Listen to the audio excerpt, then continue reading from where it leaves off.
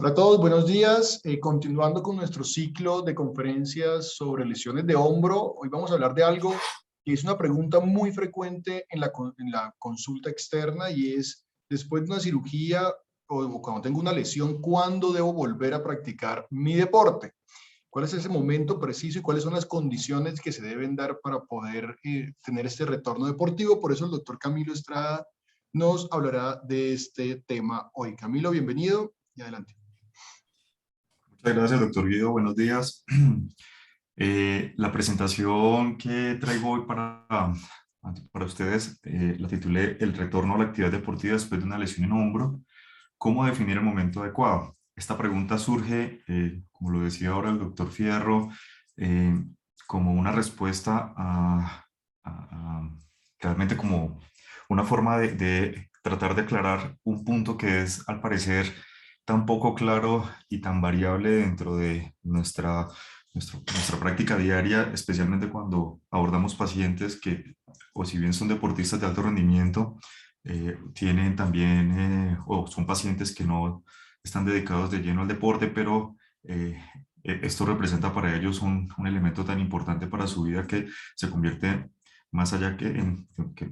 algo más que una enfermedad o un problema médico, en una situación discapacitante desde el punto de vista psicológico, emocional y demás. La pregunta de siempre es, para estos pacientes, es ¿cuándo puedo volver a competir? ¿Cuándo puedo volver a practicar mi deporte? ¿O cuándo puedo volver a competencias formales? Eh, eh, entonces, quise traer a ustedes, o tengo para ustedes como principales objetivos, presentar estos cuatro elementos o estos puntos básicos, y es describir las lesiones en el contexto en el que se presentan, desde el paciente, de su actividad física y todo lo relacionado a la lesión, la forma como podemos hacer un enfoque racional, así lo denominé, porque no existe una manera única de abordarlo y existen muchísimas formas de interpretarlo, de manejarlo y de llevarlo en el tratamiento del paciente, pero trato de presentar a ustedes la manera en que la literatura describe una forma más racional de hacerlo,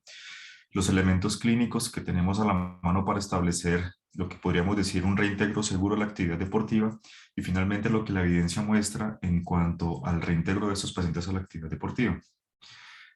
Si bien las lesiones en el hombro son una causa bastante frecuente de consulta en el contexto de las lesiones deportivas, está claro que la literatura sí lo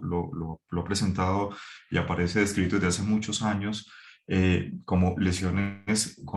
que requieren y que demandan periodos bastante largos de recuperación, con procesos de rehabilitación muy dolorosos, con una variabilidad muy alta entre paciente y paciente, que están íntimamente relacionados con el tipo de actividad que desempeña, el tipo de actividad deportiva que desempeña esa persona, y no solamente el tipo de deporte, sino la posición o la actividad específica que desempeña dentro de ese deporte que practica. Y la gran cantidad o variabilidad de factores que están relacionados con el proceso de recuperación, que podríamos dividirlos en dos grupos grandes, como los factores intrínsecos y extrínsecos. Los factores intrínsecos, estamos hablando de las características del paciente, y entonces aquí entran, como en la gran mayoría de las enfermedades del hombro, juegan un rol importante los elementos biológicos, es decir, las características propias del paciente, y a esto le sumamos entonces, en esta situación específica, el tipo de actividad que desarrolla cada persona. A su izquierda, en estas imágenes, la primera imagen de la izquierda está, es un luchador de UFC, artes marciales mixtas, Caín Velázquez, que era campeón mundial para ese momento, en el 2014, de pesos pesados, y presentó una lesión del labrum, y esta persona logró hacer o alcanzó a hacer una defensa completa de su título presentando la lesión. Esto nos quiere decir, nos sugiere dos cosas. La primera es que son pacientes exigentes desde el punto de vista funcional por la actividad que desempeñan, y desde el punto de vista en el lado de nosotros, de la parte médica, cómo limitar o cómo establecer un punto de límite seguro para que el paciente dé prioridad a su estado de salud sobre su desempeño deportivo es bastante difícil. Este es un muy buen ejemplo para esto, porque esta persona desarrollaba su actividad, que es altamente demandante, muy difícil y muy riesgosa, porque para él era mucho más importante en ese momento tener claro defender su título, porque pues ese era su tu ocupación. La siguiente imagen es este clavadista que es Orlando Duque, que tiene 47 años actualmente y hasta hace unos años estaba en competencias de élite como clavadista. A pesar de que su estado físico es óptimo y que puede desempeñarse sin ningún problema, la edad es un elemento tan importante en el proceso biológico de la cicatrización y la recuperación que, independiente del desempeño actual del paciente, la cicatrización y la forma de recuperación está íntimamente relacionada con la edad. La siguiente imagen es Serena Williams, que también presentó una lesión en el hombro y que fue causa de retiro de varias competiciones. En estos casos, la indicación o el tiempo que estuvo fuera estuvo muy limitado por la necesidad o la exigencia de ella misma de retornar a sus actividades deportivas. Y en la última imagen, este no es un deportista reconocido específico pues, que yo conozca, pero si ustedes ven la forma como se adapta el hombro al lanzamiento de la bola, entonces estamos hablando de pacientes que por el tipo de actividad que desempeñan deben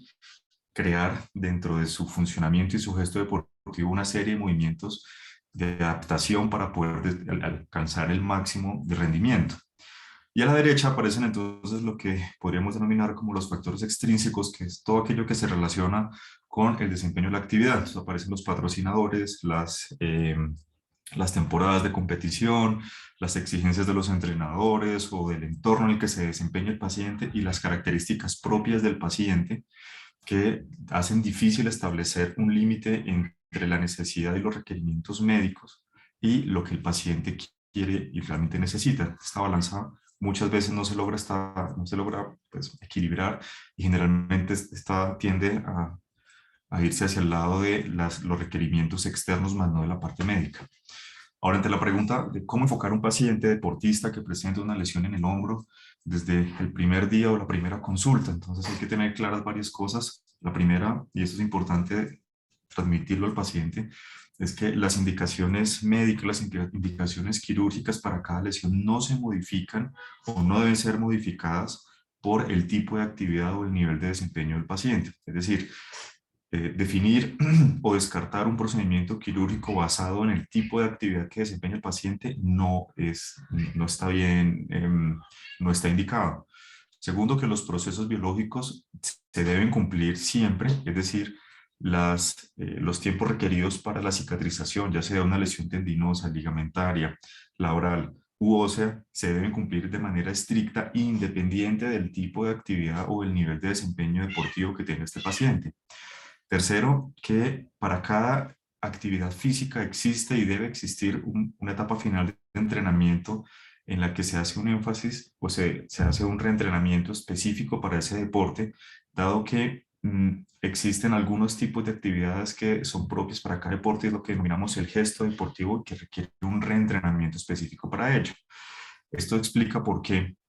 a partir o en promedio de los 6 meses, que es más o menos la fecha en la que se cumplen la mayoría de los procesos de rehabilitación para el hombro, la variabilidad de el retorno a ciertos tipos de actividades es tan grande como que podemos tener pacientes que tienen un grupo de pacientes que pueden tener, en los que se encuentra o se tiene hasta un 84 o más de retorno a actividades deportivas, como 84 a un 49% o un 23%. Las series son demasiado diversas en este sentido y todo está relacionado con el tipo de actividad que se desempeña. Así pues, entonces, que establecer un único esquema de tratamiento es muy difícil porque para cada deporte las exigencias van a cambiar. Para cada deporte y para cada paciente, el nivel de exigencia es distinto en términos de cuáles son las expectativas del paciente, de su grupo, de sus patrocinadores o solamente del paciente, qué tanto nosotros como tratantes, como médicos tratantes, esperamos lograr en cuanto al retorno y la actividad de ellos. Entonces,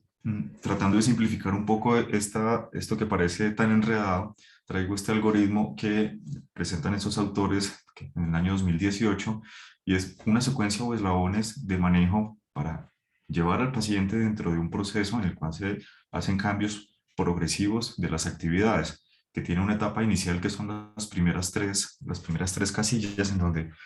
lo esencial y lo primordial es darle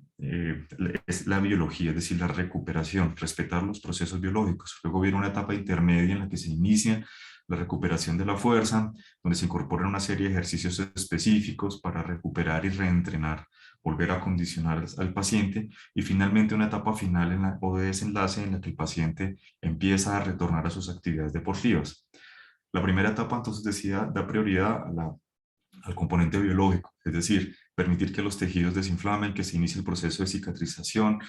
Es una etapa en la que la prioridad no es la fuerza, no recuperar velocidad, simplemente disminuir el edema, que se controle del dolor y gradualmente empezar a recuperar los arcos de movimiento.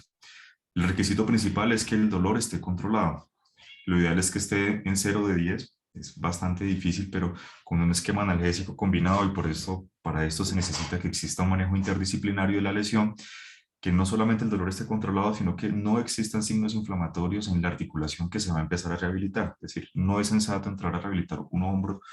que esté todavía inflamado, que esté eritematoso, que esté muy doloroso al tacto o con la movilización pasiva. Es importante establecer desde el comienzo el riesgo que se presenta de rigidez en el codo derivado de una lesión en el hombro. Y esto ya está claramente establecido desde hace varios años y se ha encontrado como en deportistas de alto rendimiento, especialmente los lanzadores de deportes en los que el paciente desempeña una actividad de lanzamiento, ya sea en vóley o en béisbol. Los pacientes, las lesiones en las que el hombro se afecta y se producen mayores rigideces en rotación externa y elevación, tienen asociados, tienen una probabilidad de asociación de rigidez en el codo bastante alta, con pérdida o rigidez que oscila entre los 5 y 10 grados de movimiento, porque pareciera no ser mucho, pero para un deportista o para una persona que requiera un desempeño de exigencia a nivel de nivel élite, sí representa o tiene un impacto bastante grande. Entonces, hay que establecer en estos casos una rehabilitación temprana para la movilización del codo y, por supuesto, de la mano y de la muñeca dentro de esta primera etapa. Tener claro y estar alerta ante estas posibles variaciones en cuanto a la rigidez en lo que tiene que ver con el codo. Y progresivamente se empieza a hacer una recuperación de los movimientos pasivos del hombro, tratando de llevar a la normalidad. La pregunta es, en un paciente deportista, ¿cuál es la normalidad en el movimiento? ¿Cuáles son los arcos de movimiento que son equiparables la extremidad afectada con la extremidad contralateral? Entonces, esta pregunta no tiene una respuesta tan clara porque se han establecido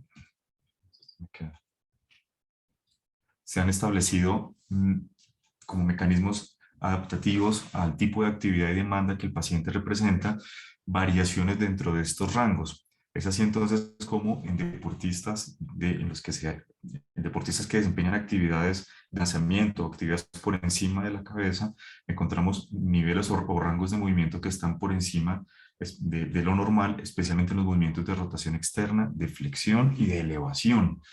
De manera que si se hace una comparación con la extremidad no lesionada o no dominante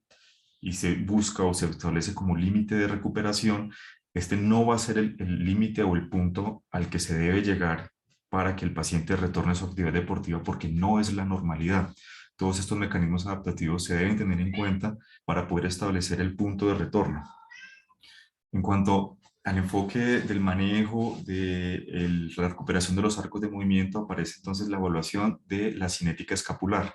Y es importante establecer el comportamiento de la escápula dentro de todo el arco de movimiento del hombro, porque está íntimamente relacionada con todas las funciones las funciones y los movimientos que se realizan entre la extremidad superior. Desde el 2003, Burkhardt presentó este acrónimo que denominó SIC, para describir unos dolores inespecíficos a nivel de la cintura escapular que estaban relacionados con malos posicionamientos escapulares, prominencias exageradas del borde inferior de la escápula con el movimiento, dolor a nivel de la coracoides y la disquinesia, es decir, durante la parte o la evaluación dinámica del hombro y el movimiento del hombro, entonces la alteración del movimiento escapular. Y todo esto relacionado con un proceso de desacondicionamiento, de dolor, de retracciones musculares, de retracciones capsulares que conducían o llevaban a la presentación de un círculo vicioso doloroso de mayor rigidez, de manera que no intervenir o no evaluar la escápula en el contexto global de la recuperación del hombro es un error, porque siempre va a persistir un factor o un desencadenante de dolor, que es este. Ahora bien, los pacientes deportistas, especialmente los lanzadores, como he mencionado varias veces, desarrollan una serie de movimientos compensatorios, y dentro de estos dentro de estas compensaciones que desarrolla el paciente, se puede presentar un mayor movimiento durante el movimiento de protracción y retracción de la escápula que puede dar o puede asemejar una escápula alada durante la etapa dinámica del movimiento, durante la etapa dinámica del ejercicio que realiza. De manera que podríamos erróneamente establecer o pensar que el paciente está presentando una disquinesia escapular cuando realmente son mecanismos compensatorios adaptativos que ya ha desarrollado esta persona. Una de las sugerencias que dan los autores para dividir o diferenciar alguna de estas dos es establecer la presentación de la escápula alada durante el reposo. Si está presente, claramente no es normal porque estas compensaciones se presentan durante el movimiento. Más adelante entonces empezamos con la siguiente etapa, que es el de fortalecimiento, y aquí aparecen entonces los ejercicios pliométricos, que son ejercicios que buscan combinar movimientos rápidos que generen mayor reclutamiento de fibras musculares para que se produzca mayor velocidad y mayor fuerza para la contracción. Curiosamente, el reentrenamiento en esta etapa de la rehabilitación empieza a nivel de las extremidades inferiores, y es importante establecer esto porque en la medida en que se tienen mayor control de los músculos que estabilizan la cintura y las extremidades inferiores, se va a permitir un mayor control del movimiento rotacional y de estabilidad, y de estabilidad del tronco.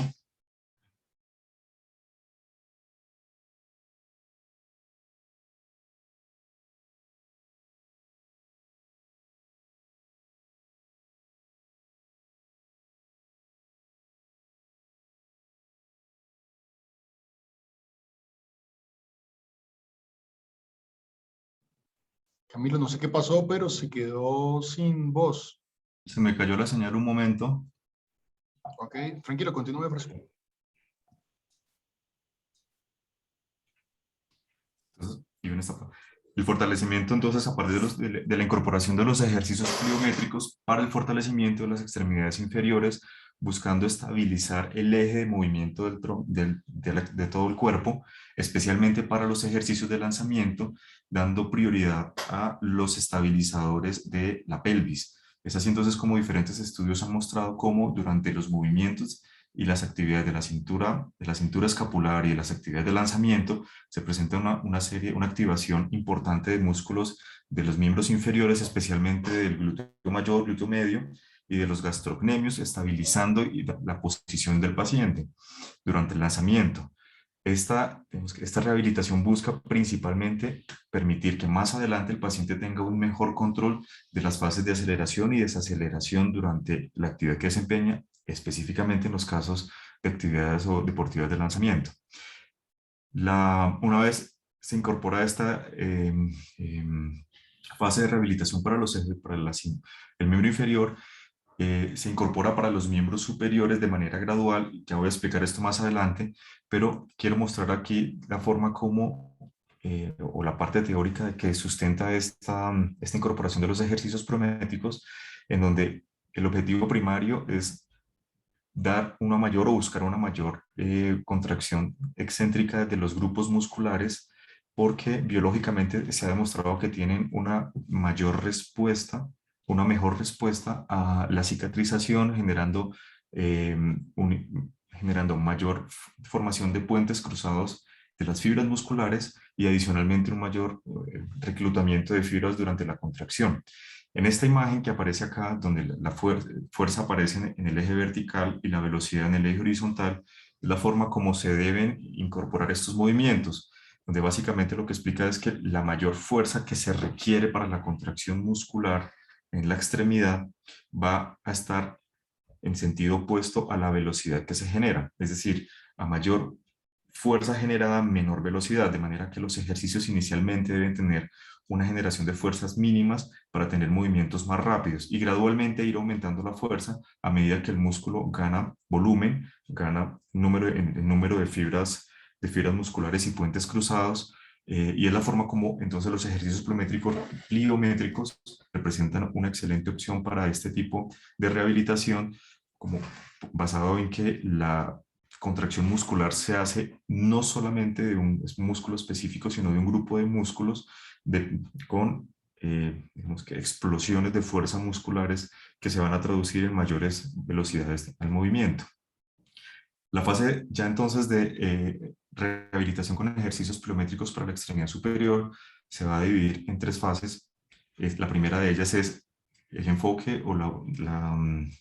realización de actividades de contracción excéntrica, es decir, donde buscamos principalmente elongar el músculo, generar cargas controladas para tener mayor velocidad. Luego una segunda fase que es la etapa de amortización en la que empezamos o la que se empieza a aumentar la carga para que disminuya un poco la fuerza, pero el músculo gane resistencia. Y una tercera etapa en la que se equilibra la cantidad, la fuerza de contracciones con la velocidad, que es el punto en que idealmente se debe llegar, donde existe ese equilibrio entre fuerza o carga que se transmite o a la que se somete el músculo y la velocidad a la que responde. De manera que toda esta fase de rehabilitación va dirigida a disminuir la segunda etapa, que es la etapa de amortización, para que el paciente rápidamente pueda empezar a desempeñar actividades que son más específicas de su propia actividad. Porque si bien la actividad deportiva requiere contracciones fuertes, contracciones grandes sobre cargas a una velocidad alta, de manera que ese es el objetivo principal en estos casos. Ahora bien, llegamos a este punto en el que el paciente requiere empezar a hacer un reentrenamiento específico sobre su actividad deportiva. Entonces, ¿cómo enfocarlo? ¿Cómo establecerlo? Esto es muy variable, hay diferentes esquemas y de acuerdo a cada tipo de deporte va dirigido de una manera distinta, pero esta fase que se denomina o el esquema de las 3P tiene una aceptación mayor, tiene evidencia de cómo se puede reproducir de manera más sencilla o más fácil en diferentes, independiente del tipo de actividad que se desempeñe. Las 3P por Performance, Practice and Play. La idea es que se escalonen, que vaya una detrás de la otra. En Performance, los pacientes son llevados a una etapa de rehabilitación en la que se hacen los ejercicios que previamente les había explicado sobre ejercicios pliométricos, donde se hacen reentrenamiento en miembro inferior, en estabilizadores de la pelvis. Cuando el paciente logra equilibrar ese punto, se disminuye esa fase de amortización y se equilibra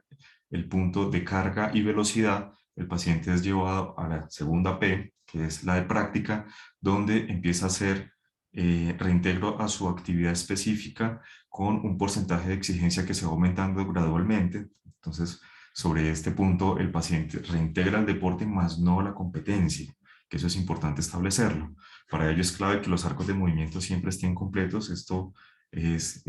uno de los condicionantes y uno de los requerimientos principales. Y finalmente la tercera etapa, que es la de reintegro a la competencia, no al deporte específicamente, sino a la competencia, es decir, ya al 100% de rendimiento, donde el paciente ya se puede desenvolver sin ninguna restricción. ¿Cómo definir en qué etapa está cada paciente? ¿Cómo pasa una de la otra? Entonces, sobre esto hay unas pruebas clínicas que nos van a ayudar a establecer esto.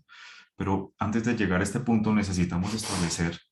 dos grandes preguntas y es, ¿la lesión que tiene el paciente responde a un mecanismo de lesión progresivo que ha llevado de a poco al paciente a este punto en el que ya no puede desempeñar más su actividad y requiere el tratamiento, o fue un único evento en donde el paciente se luxó o tuvo un trauma lo suficientemente fuerte que generó la lesión? A partir de esto podemos definir entonces estos dos grupos como los microtraumas o los macrotraumas. Para los microtraumas, que son la inmensa mayoría de las lesiones de los deportistas, especialmente en los de lanzamiento, existen una serie de pruebas que tienen una muy buena asociación con o relación, dependiendo de su resultado, con el estado actual del paciente y la capacidad que tiene de volver a reintegrarse a su actividad. Nuevamente aparece entonces como primera prueba y evaluación siempre es los arcos de movimiento, que es un condicionante para el reintegro a la actividad deportiva. Sin arcos de movimiento completos, ningún paciente o ningún deportista se puede reintegrar, porque empezarían entonces a aparecer todos los mecanismos de adaptación como los que he mencionado anteriormente y otros que ya son patológicos que van a terminar en una lesión. La segunda prueba que sugieren los autores es el test de soltar la pelota, el test de ball drop test,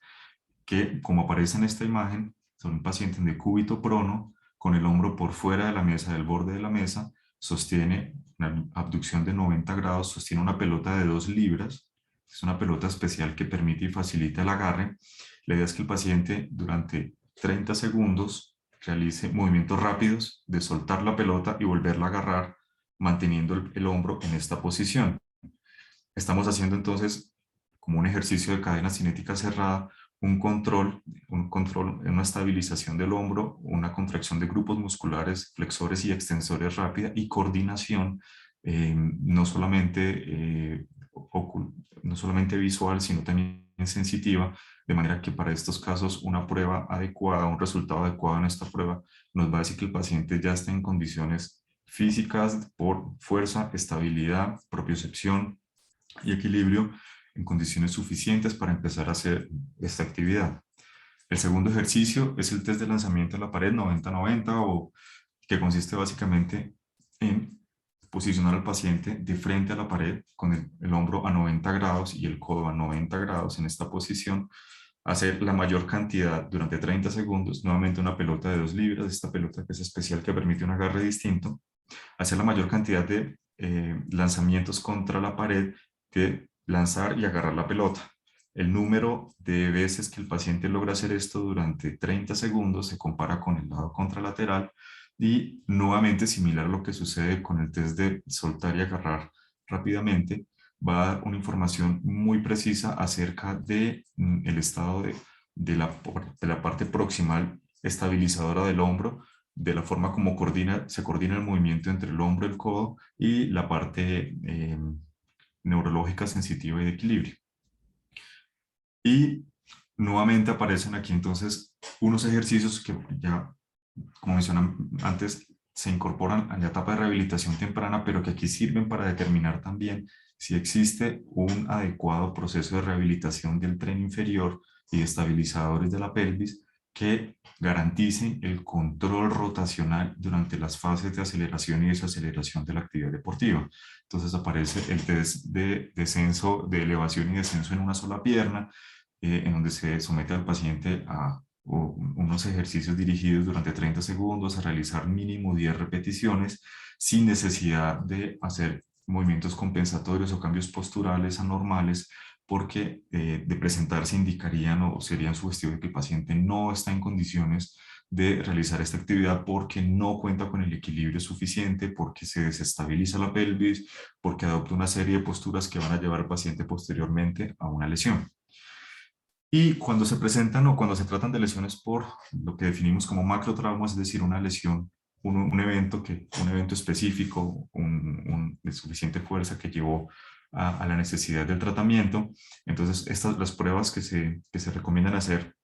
es el test de flexión de pecho, el push-up, en donde se debe ubicar los brazos a una distancia específica que esté más allá de la altura de los hombros, y el paciente debe llegar a una posición controlada en la que esté totalmente horizontal al piso con sus codos a 90 grados. La idea es que se repitan estos ejercicios durante un periodo de 15 segundos, realizan 15 segundos de ejercicio, descansa 45 segundos y realiza 3 secuencias. El número de repeticiones se promedia con unas tablas que de acuerdo a cada actividad específica debe tener un mínimo de rendimiento.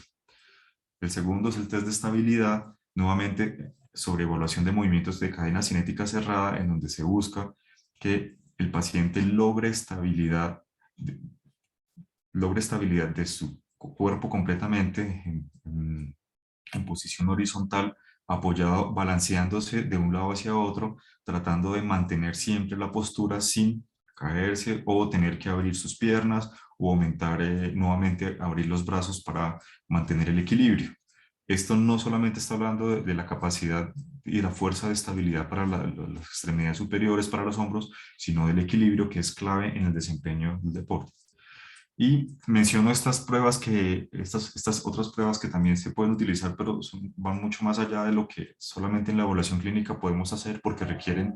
equipos dinamométricos, máquinas específicas para hacer la evaluación.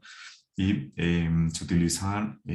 como parte de los protocolos de manejo en los programas de rehabilitación para deportistas élite, especialmente en béisbol en Estados Unidos. Los menciono, pero no entré en detalle para cada uno, solamente los quería mencionar. Y finalmente, dentro de estas pruebas clínicas, las primeras especialmente o específicamente las que se hacen cuando se presentan microtraumas, es decir, lesiones repetitivas crónicas que llevaron a una lesión, ¿cómo podemos hacer una incorporación de estos datos o de estas pruebas en la toma de decisiones para, desde el punto de vista médico, permitir un reintegro a la actividad deportiva? Entonces, en estas dos tablas, si ustedes ven, hay bastante información allí porque esta es la forma como se integran todos estos datos.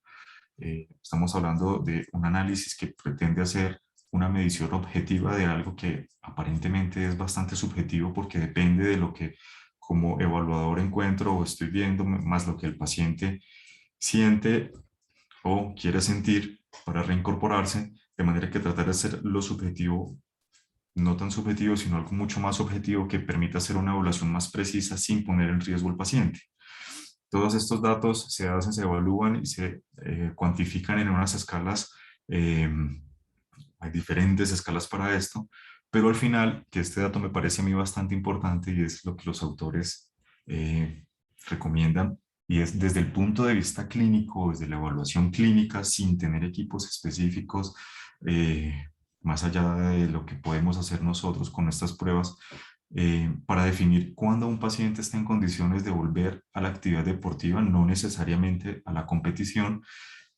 Nos dan estos datos, nos dan esta información, nos dice lo primero, que el paciente tenga los arcos de movimiento completo, entendiendo que existen algunos movimientos que pueden ser variables dependiendo del tipo de actividad que desempeña esta persona como mecanismos adaptativos. El segundo, que las pruebas de estabilidad, ya sea las pruebas para SLAP o para inestabilidad anterior o posterior, todas estén negativas, sobre todo que no haya aprensión, que en las pruebas de microtrauma, especialmente el test de soltar y apretar la pelota, debe un resultado favorable. Es tal vez el test que más se relaciona a una adecuada condición que permita la actividad, el retorno a la actividad, y que el paciente se sienta lo suficientemente bien, que no exista lo que se ha descrito recientemente como la kinesiofobia, que es esa preocupación y ese miedo inconsciente del paciente de volver a lesionarse, que lo predispone a a volver a lesionarse. Si tenemos estos elementos desde el punto de vista clínico, podemos con una probabilidad bastante alta de éxito de sugerir al paciente que se reincorpore a su actividad deportiva gradualmente. No necesariamente el nivel de competencia se debe establecer ya con su grupo o de entrenamiento específico para cada actividad, pero si estamos hablando de pacientes que no viven específicamente del deporte que desempeñan, sino que si lo incorporan como parte importante de su vida la actividad deportiva, si llegamos a este punto y estamos ante la evaluación de este paciente en nuestro consultorio, podríamos no con certeza, pero sí con un alto porcentaje de confianza decirle al paciente que está en condiciones nuevamente de reintegrarse a su actividad recreativa o amateur. Aparece entonces un problema y es lo que definimos para cada tipo de lesión como el reingreso seguro. Y este reingreso seguro aparece ahí en comillas porque ninguna publicación o todavía no existe ninguna prueba específica clínica, ni un dato o medición que nos dé un 100% de certeza para saber que el paciente está en condiciones de reintegrarse sin ningún riesgo de lesión. Y es porque cada lesión va a variar dependiendo del tipo de tejido que sea comprometido. Y eso lo mencioné anteriormente, que los tiempos cambian dependiendo de si son lesiones tendinosas, ligamentarias, labrales, capsulares y demás. En lo que tiene que ver con inestabilidad de hombro, relacionado a inestabilidad de hombro, los resultados son muy variables, pero traigo estos datos que muestran cómo describen los tiempos promedios de recuperación, oscilan entre 4 y 6 meses, tan variables como que pueden ser 4 y 6 o 9 y 12, que el 80% de los pacientes intervenidos logran una estabilidad adecuada del hombro, se pueden reincorporar a su actividad deportiva, pero solamente el 50% logra volver a nivel de competición de élite, como lo describen los autores, solamente el 50%, y dependiendo también del tipo de función que desempeña dentro de su deporte. Es decir, es distinto si es el bateador o si es el lanzador, ese porcentaje va a cambiar. En los casos de inestabilidad posterior es muy similar, son mucho menos frecuentes, pero en este caso son el 60% de los lanzadores recuperan ese nivel de rendimiento previo a la lesión. Eh, Eso sí está soportado por la literatura. La inmensa mayoría de las personas no deportistas de élite logran reincorporarse a sus actividades deportivas recreacionales. Entonces tienen buen pronóstico si no son deportistas de alto rendimiento porque las demandas son distintas. En los casos de SLAP, nuevamente el tiempo promedio de recuperación oscila alrededor de los 6 meses. También es muy variable dependiendo del tipo de serie de los autores. Para este tipo de lesiones específicas, el retorno a la actividad competitiva de élite tiene un pronóstico mucho menos favorable. Estamos hablando que alrededor del 37% de las personas, de los deportistas que tienen este tipo de lesiones, no llegan a nivel de competencia y aquellos que llegan a nivel de competencia no logran un nivel de rendimiento previo a, como el que tenían antes de la lesión. Y hay un porcentaje bastante alto, y es que cerca del 30% de los pacientes que presentan este tipo de lesiones en cirugías perdón, en actividades deportivas de alto rendimiento requieren una cirugía de revisión. Entonces el panorama es un poco desalentador porque lo que muestra, independiente de si la reparación se realiza de manera artroscópica o abierta, el retorno a la actividad o la exigencia de élite es bastante discreto. Y hay un dato importante, y es que la edad está íntimamente relacionada con este porcentaje o este nivel que se puede alcanzar, y está establecido que para personas mayores de 36 años se presenta un doble de probabilidad de no tener ese nivel de rendimiento de élite. Y finalmente bueno, perdón, traigo este metaanálisis que es un poco más reciente de los que he mencionado previamente, donde los datos son bastante similares. El 69% de las personas tienen un reintegro a actividad deportiva, no necesariamente a competiciones. Este porcentaje disminuye muchísimo si adicional a la lesión SLAP hay una lesión del manguito rotador asociada. El porcentaje de reintegro a actividades deportivas para lanzadores es del 57%, mientras que para no lanzadores es del 87%. Es decir, en este caso, el tipo de función que desempeña dentro de su actividad deportiva está claramente relacionado con el éxito que va a tener la cirugía o el impacto que va a tener la cirugía en la recuperación de esta lesión y de su nivel de desempeño. Nuevamente aquí los tiempos de recuperación son bastante similares, en que oscilan entre 6 y 9 meses. Y en lo que relacionado con las lesiones del manguito rotador, los tiempos de recuperación son muy similares en los descritos, oscilan entre 4 y 6 meses, aunque se pueden presentar recuperaciones tan tardías como los 17 meses. El reintegro a las actividades deportivas, no a las actividades de competencia, es bastante alto, es del 84%. Solamente el 50% de las personas que presentan este tipo de lesiones, lesiones traumáticas del manguito rotador, no lesiones degenerativas, sino lesiones traumáticas, solamente el 50% van a lograr recuperar ese nivel de competición similar al que tenían previo a la lesión. De manera que ya en este caso, específicamente en lo que tiene que ver con el manguito rotador con lesión tendinosa, la calidad del tejido, el tiempo de evolución desde la lesión traumática del manguito hasta la intervención, la extensión de la lesión, si adicionalmente se presentaba una lesión del labrum o una lesión ligamentaria, todos estos resultados van a tener que ver con la reincorporación del paciente a su actividad. En conclusiones, el manejo del paciente deportista con una lesión en el hombro va a ser muy variable por los diferentes tipos de lesiones que se pueden presentar, por las características intrínsecas de cada tejido que hacen que su forma de cicatrización y de recuperación sea distinta. Es importante tener claro que ante estos pacientes la prioridad siempre es el manejo de la patología, es decir, debemos enfocarnos como lesiones o enfocar a estos pacientes como pacientes, más no como en ese momento como deportistas, sino como pacientes que presentan una lesión específica y se debe dar el manejo específico que requieren. No es indicación para cirugía o para descartar cirugía el tipo de actividad que presenta el paciente. Más adelante la rehabilitación sí se hace específica sobre cada tipo de actividad deportiva que desempeña. Existen múltiples métodos de rehabilitación, ninguno ha demostrado ser superior al otro, hay infinidad de esquemas de rehabilitación y son tan variables como las escuelas de formación en rehabilitación o en cirugía o en medicina deportiva. Eh, el retomar el nivel de rendimiento previo a una lesión tiene mucho que ver con el tipo de actividad específica que desempeña el paciente, por eso el mal pronóstico en las lesiones para los lanzadores. Eso es importante para cada paciente tener claro esto y, por supuesto, el deseo, el nivel de deportivo que cada paciente requiere, si es un nivel de recreacional o para un rendimiento recreacional o amateur, o ya estamos hablando de pacientes que necesitan reincorporarse a un nivel élite de competencia. Y tal vez para la pregunta más frecuente y la pregunta que lleva a hacer, a discutir este tema y a que se haya escrito tanto sobre esto es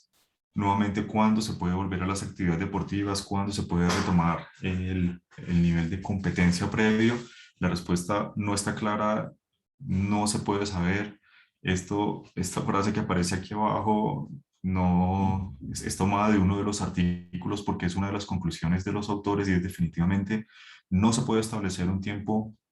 como una receta de cocina, no se puede establecer un esquema de rehabilitación único, no se puede establecer una única forma de llevar a un paciente a su reintegro deportivo porque va a ser tan variable como cada actividad física, de manera que la respuesta a esto es el momento de retorno a la actividad deportiva sencillamente es cuando el paciente esté en condiciones y para ello, pues lo que les he mencionado previamente nos puede orientar hacia este manejo. Eso es todo. Muy bien, Camilo, muchísimas gracias y muy buena revisión. De hecho, cuando uno mira la mayoría pues, de conferencias sobre este tema, son fragmentos de la conferencia que el doctor Estrada acaba de dar. O sea, usualmente o nos muestran los ejercicios en el consultorio o la generalidad de cómo se hace el retorno, pero es muy raro encontrar una charla tan completa como esta. Muchas gracias, lo felicito, doctor Estrada. Por otro lado, en cuanto a la cirugía de un paciente y otro, yo creo que sí es muy relevante lo que usted también mencionó y es la posición en la que juega, si es un lanzador de precisión o no, que es diferente. Uno habla de lanzadores como si fuera